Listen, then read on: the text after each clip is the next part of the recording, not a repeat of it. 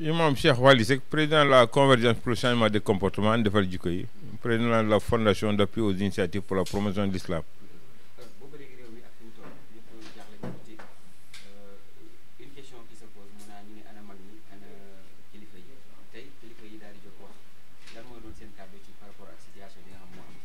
waaw ñun bu ñu ñëwee rek kilifa yëpp la ñuy demal géew tey am na ñoo xam ne ña ngay war donc ci kër diine yi waaw man nag bu ma taxawal naa sëñ Babacar Sy Mansour taxawal naa sëñ Mountakha taxawal naa waa kër sëñ Mahi Niass kër diine yëpp l'islam daal mooy wax waaw ba tax na boo gisee tey ñuy jóg wax puisque ñoom Alioune Tine société civile ñoom ñu wax na nag ñoom nee nañ kilifa yi nañ jóg jot na am na foo xam nag boo fa tolloo doo xaar sax ñun la jógal quand la case de Birama brûle boo fagarawul rawale li ci biir kër gi lépp day tàkk te bàyyi ba mu tàkk nag ñu naan négligence la nañ jàpp infirmière rek nañu kii loolu prévention daf ci baax Sénégal nag fii mu toll dañu war a waxtaan ak ñi nga xam ne ñi ngi ci kujje gi ak ñi nga xam ne ñi ngi ci nguur gi président Macky Sall réew mi daf ko bokk ak ay nit yàlla ko jox pouvoir jox ko doole jox nañ ko cëram ba mu mat sëkk ñi ngi ñaan yàlla ñëpp jox ko cëram loolu mooy indi jàmm ci dëkk kilifa doo ko jiital pare di ko fakastal tey ak loo ci mën a wax boo tuddee leadership am wala réussir na dans médiation à Russie sax ñu commencé la beddi mais du loolu nit ki nangul ko li nga xam ne la moom la ko yàlla may waaw sëñ Mahi Niass lii mu def nii tey dem jubale ay communauté fii lañ ko gën a soxla boo woowee Ousmane Sonko woo président Macky Sall samay doom ngeen dama bëgg ngeen juboo comme ni ko sëñ Mountakha defee ci Massalikul Jinaan jubale Ablaye Wade ak Macky Sall ba ñu ànd juboo gungente saafonte Sëriñ Babacar Sy Mansour nga xam ni ñëpp xam nañ ki ci ful ak faydaam ak autorité am bu ko waxee Macky Sall wax ko président dama bëgg nga ànd ak diw dama bëgg nga jubóog diw yàlla juboo la digale den ànd ak moom ci loolu lañ soxla actuellement ci tolluwaayu réew mi soxlawuñu fi beddante soxlawuñu fi saaga soxlawuñu fi ŋaññ soxlawuñu fi xaste koo xas mu xas la waaw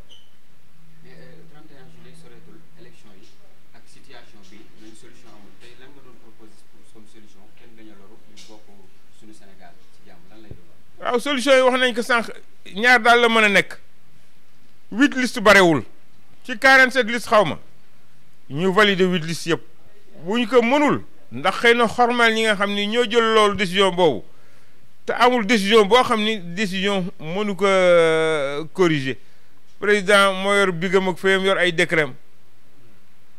conseil constitutionnel moo leen nommé dinay waxtaan ak ñoom sage nag mooy boo gisee lépp loo xam ni lu dëng la nga jubbanti ko loolu la ñuy doyee sage beneen bi mooy bu ñu valider liste yooyu yëpp bàyyi leen ñu compétir ñu mën a organiser élection 31 juillet bu dul loolu nañu repousser élection yi s'il le faut d'un an ñu bàyyi législature bu continuer ñu nommer un nouveau premier ministre un gouvernement donc d'union de majorité d'élargissement comme ni nga ko defee woon ci Abdou Diouf ak Ablaye Wade ak ñoom Dansokho ak Bathily ak Idrissa Seck Aminata Tall ku nekk gis sa bopp loo nekkul taalibeem doo nekk sëriñam bu fekkee jàngaloo nu ñu yore état bëgg jiite réew dafay metti président Macky Sall jógul rek nekk président il a été ingénieur directeur général ministre de l'hydraulique de l'énergie ministre d'État ministre de l'intérieur premier ministre président de l'Assemblée nationale président de la République kooku escalier la xale léegi jàngatuñu liggéey amatuñu patience pressé de s'enrichir d'une manière éhontée sàcc rek loolu yorul réew nañu jàng liggéey doylu ki mulu poste yii nag man nekk naa maire bëgg nekk ministre de l'urbanisme de la construction de l'hygiène publique premier vice-président fédération tu es tout le temps avec l'équipe nationale yow rek nekkuloo ci dëkk bi nit da ngay doylu te loolu day indi ay faay mën loo yor ministère bu mag yor mairie bëgg yor fédération cumul yooyu nañ ko bàyyi dëkk bi ñoom rek nekkuñu fi bu fekkee da nga ni dëkk bi ku politikul faalewuma la ku amul mboole faalewuma di nga beddi ñoo xam ni jaruñu beddi puisque am na lu ñu mën a indi. justement bu ñu ñëwee ci xawalaat tuuti actualité bi ndax da ngeen wax defar jikko yi gis ne crise de valeur dafa am ci réew mi te day gën di yokk suñu jëlee ñaari misaal rek lu yàggul dara ndax bu ñu xoolee suñu exemple yi ngeen ñu daan yar ci wax bu rafet ci wax bu tegginu ñu dem ba réew mi ay saagaat yëpp mel ni résultat bi ci am dañ koy encouragé te loolu nekkul exemple ñu jël beneen exemple ñu dégg fi kilifa diine ci ay mbiru góor jigéen alors nan nga jàngatee situation boobu ak lan moo war a mën a nekk fajtal ngir ñu mën ci am ay solution ci jikko yi yàqu yi. waaw li wax daal mooy société pour defar que da ngay yar nit ñi muy mag ñi di xale yi ci jikko yu rafet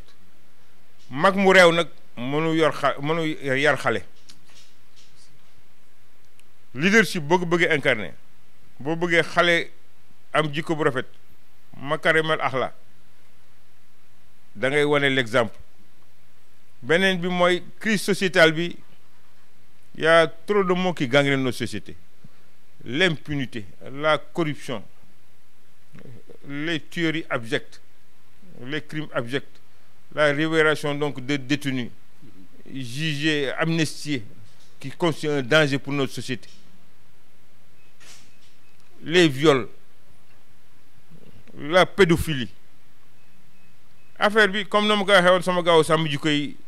man maa créé an defara jikko yi le récépissé au ministère de l'intérieur boo demee Antoine Diome génne la ko jox nag lañ ci doon xeex mooy tous ces phénomènes de société njàngale mi njàngalekat yi am nañ ci rôle boobu ñi ngi doon dénoncer ñi nga xam ne dañuy violer seen talibé yi ñi nga xam ne dañuy ëmbal seen élèves yi qui est devenu monnaie courante xale yi amatuñ xorma nekk ci réseaux sociaux yi saaga mag man ki nu mu tuddati kii activiste la activisme du liggéey activisme wax naa ko xurum xaram demal nga wuti liggéey moom moo yor société te moom moo lay jox sa sutura boo ko deful mbër laa am doole di nga am foo ko déverser ñu yóbbu la ci kaso bi boo ko deful gros bras laa ñu ni voilà moom de milice la jàpp yóbbu ci kaso bi Moussa Seck bi day former donc des agents de sécurité ay bodyguard xale yi nañ leen former ñu am diplôme am carte de kii professionnel nekk bodyguard di fayu na ñëpp ñeneen ñi xale yi ñu tàggat leen ci yenn emploi rémunéré yi nga dem DER jox la 5 millions nga dem def sa opération tabaski boo ñëwee am sa 15 millions li ci def nga def sa poche dem jaay ay nag def ay xar dem bay moo gën ñu toog lépp rek nañ ko xaar ci Russie nañ ko xaar ci Ukraine boo ko defee xiif bu ñëwee di nga dee àll baa ngi fi ni gàññ ndox maa ngi fi ni gàññ nañu dem bay àll bi fu ñu demee ba nga xam ni